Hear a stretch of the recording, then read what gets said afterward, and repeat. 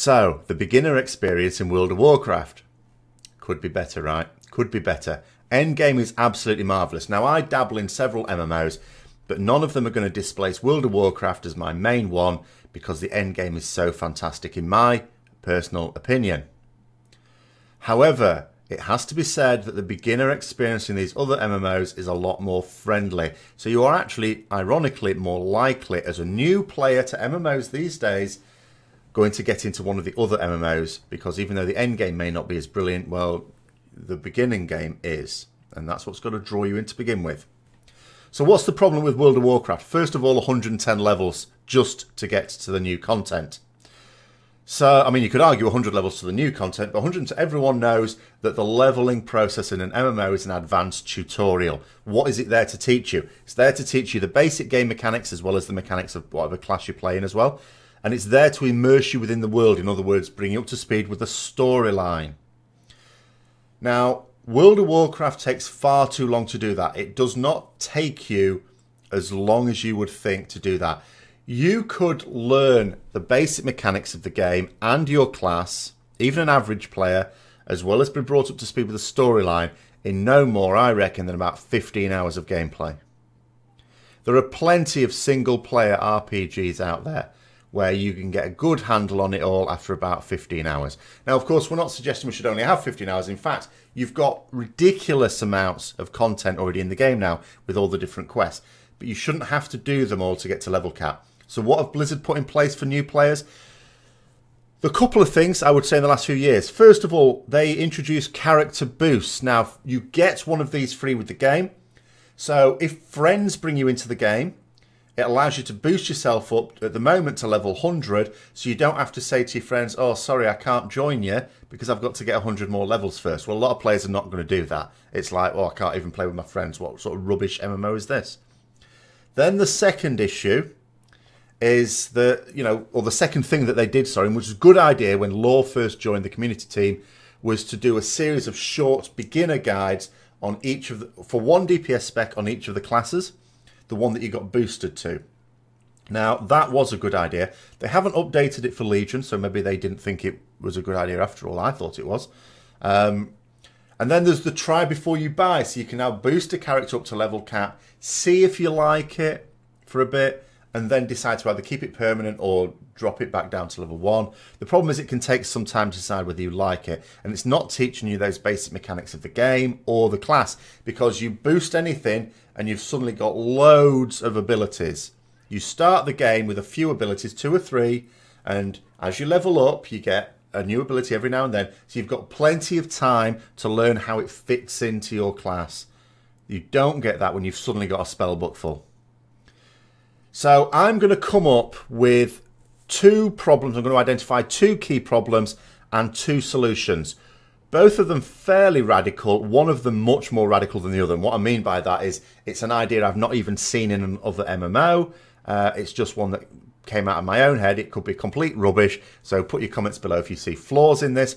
There are a few little flaws, by the way, that I have thought of solutions to, but I don't want this video to go on forever, so I'm going to sort of gloss over some of them, but I'm just going to go into the key points. So, first of all, learning the game and the class. So what you need for that, particularly the class, you've got roughly about 30 abilities, roughly.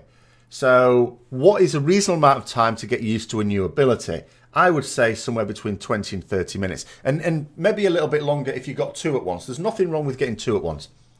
So that means we don't need 100 levels. The actual getting 100 levels before you can even start the new content, and 110 levels before level cap, the number itself is too large. So I'm first of all saying there should be a massive level squish. Massive. You could even do something as radical as do what they do in Elder Scrolls Online, where you never get new levels with a new expansion. There is advancement on your character, extra advancement, but it's not in the form of levels. That sort of stays at the level cap that was there originally at the start of the game. But if you don't want to do that, you at the very least need to have a massive level squish on what currently exists, and then with new expansions, instead of having 10 levels, go back to 5 levels. The next thing is time. It takes far too long. Far too long. It shouldn't take you more than about 15 hours. 20 hours at the absolute max. Absolute max. to learn that character and to learn the basics of the game and then get yourself into endgame. And there's plenty of ways to ease yourself into even endgame. We have LFD, we have LFR, we have like random battlegrounds. All of these things are designed to gently get you into endgame stuff as well anyway. So it's not like there's no safety net when you get to level cap.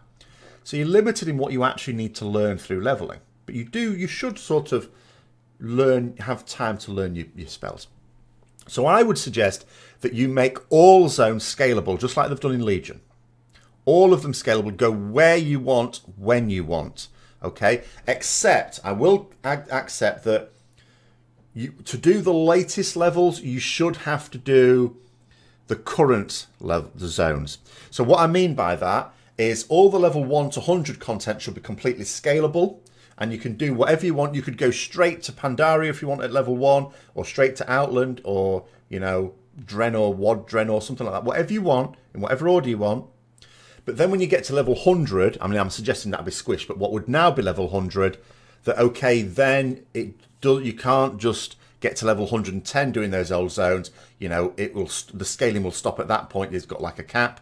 And if you want to get decent experience, you need to go to the Broken Shore. And then when the next expansion comes out, you know, it's like level 100, what would now be level 100 to 110 is all scalable, do it in whatever order you like. So at level 1, you could go straight to the Broken Shore and get your artifact weapon, have that all scale. Sure, no problem.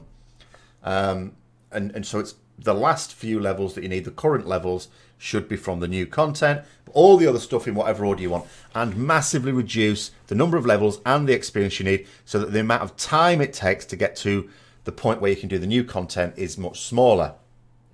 So we shouldn't need character boosts. Now, I know that's going to be a source of revenue loss, but, you know, we're going to get far more players into it. That's fine in terms of the class. Now, what about the storyline? This is where it's a complete mess, if you don't mind me saying, because let's say you start off as a human. So you start off in Elwyn Forest.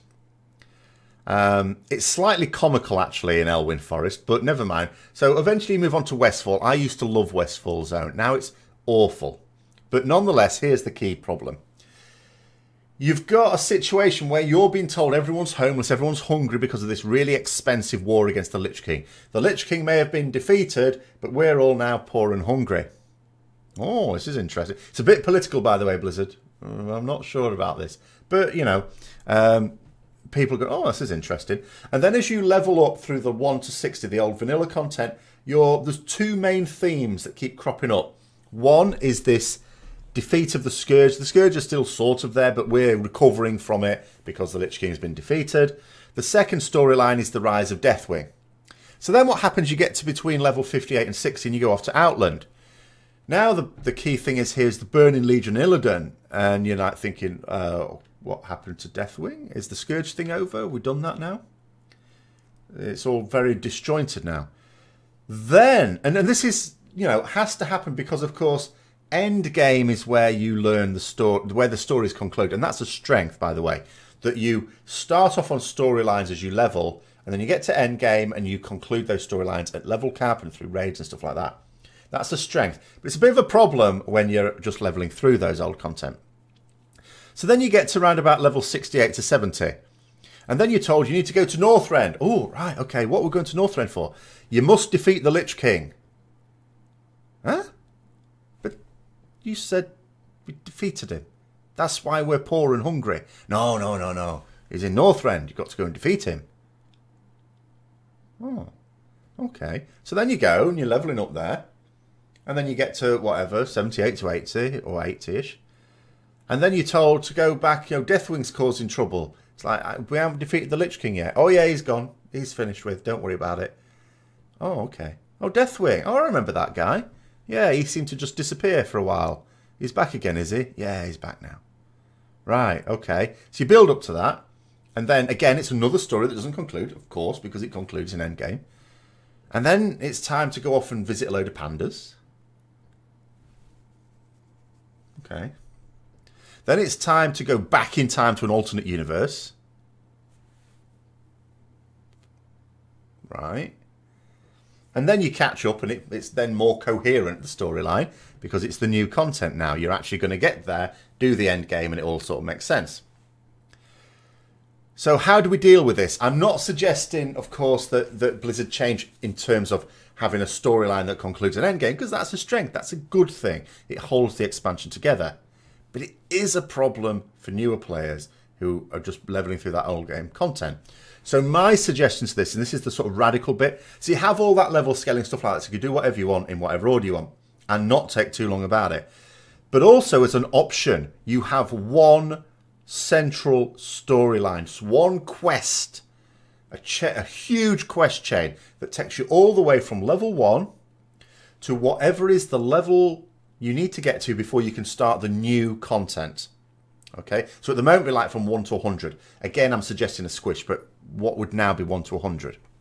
And it's in chapters, and you decide, so what storylines do we need to explain to people? So you need to explain about dragons, and eventually you're going to have to talk about Deathwing. You need to explain about the Burning Legion and Sargeras. You need to explain about the Lich King and the Scourge, Illidan, and and Pandaria, Garrosh, Hellscream, all that. So all of these chapters you decide, and you design a level quest chain that explains all this, including doing something to do with the fall of it. Now, obviously, let's say we take the Lich King, for example. You can't have a quest chain where you go and solo the Lich King. That's silly. The Lich King is defeated in that raid. But maybe there's a quest chain where you're doing something supplementary. Okay? Something that helps out the heroes that are off killing the Lich King right now, that runs in parallel to it. So you're informed that the Lich King has fallen to some heroes, which isn't you. It could be you if you're going for do the raid, but it isn't at the moment. And it's a quest chain that is designed specifically to bridge the gap across the end game that you've missed as you go through old content. And every time a new expansion comes out, you add another chapter to it to again explain the storyline and conclude the storyline for players who won't have done the end game for that expansion. And here's the other cunning bit. So you decide for each of these chapters how many levels it should take you. So let's say a particular chapter should get you to level 10.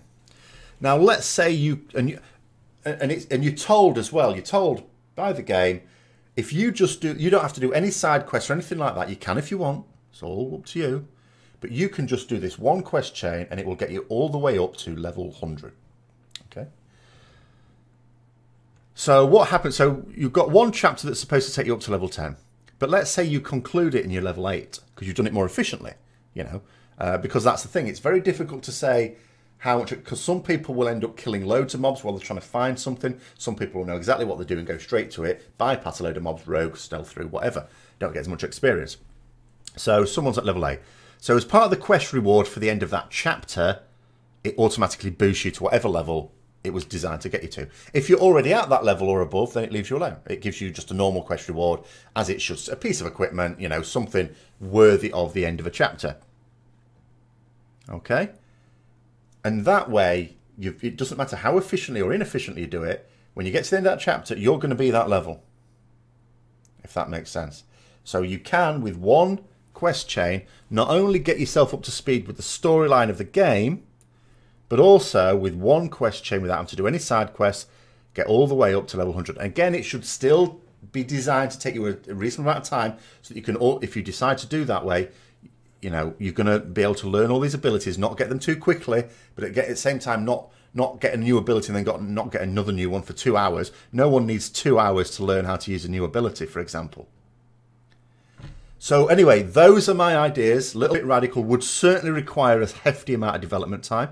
But I do feel that this is necessary in order to bring new players in. Now, one thing I'll just sort of end with here. Someone, when I was talking about this, when I put up the live stream on YouTube, someone did comment that I think they said it was Ian Hazakostas himself had said that they're not actively trying to get new players into the game.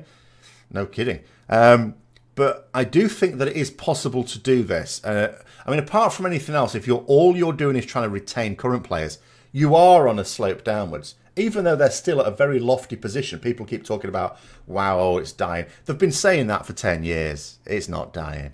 But it is obviously going to be in decline if you don't get new players in, because you're always going to have players leave the game. And we can go over the reasons why people leave the game, but ultimately, sometimes just people leave the game because they've got other things going on in their life, or they just want to play something else. But you need an influx of newer players in, or you should be aiming to get them. It's a massive lack of ambition in my view if you're not trying to do that. But anyway, those are my thoughts. Let me know what you think in the comments down below. If you've enjoyed the video, don't forget to subscribe for further content. And until next time, I'll see you later.